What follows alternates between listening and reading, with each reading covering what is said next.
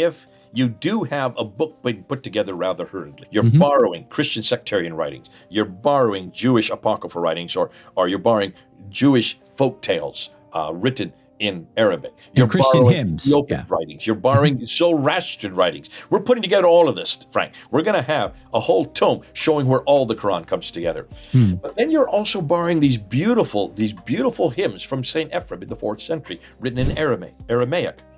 You take those hymns, chapter 49, chapter 23, chapter 70.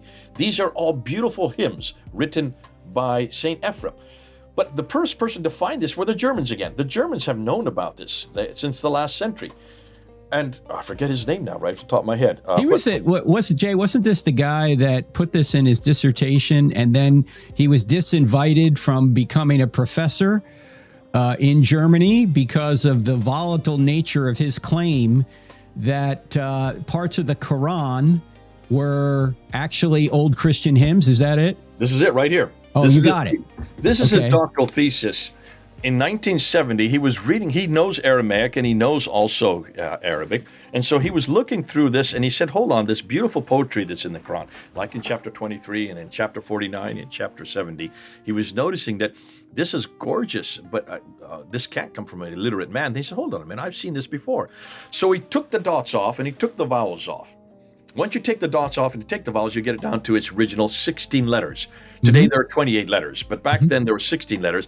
And then he put Aramaic dots back onto it in vowelization, and suddenly saw that these were beautiful Christian hymns written in Syriac, hymns to Jesus Christ. So he wrote that up in his doctoral thesis. He got excellent opus, which is the highest grade you can get as a doctorate thesis. He should have been given a professorship in any university there in Germany. He was thrown out of the university system, thrown into obscurity, and for 30 years he was in obscurity. I met him in the late 1990s, went to his home, met his wife, and I said, could I see your thesis? Because I'd heard about it.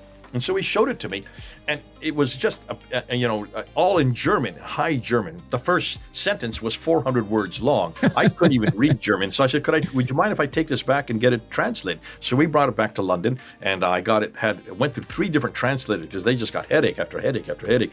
Finally translated, we sent it back to him. That was then sent to India, was published in India because they wouldn't publish it in Germany. And now it has gone all over the world. It has become so popular that they've had to reprint it. Here's the new reprinting because so many people have bought it. Now, don't read the title. Read what's up here. What does it say? Rediscovery and reliable reconstruction of a comprehensive pre-Islamic Christian hymnal hidden in the Quran under earliest Islamic reinterpretation. That's really what this book is about. Wow.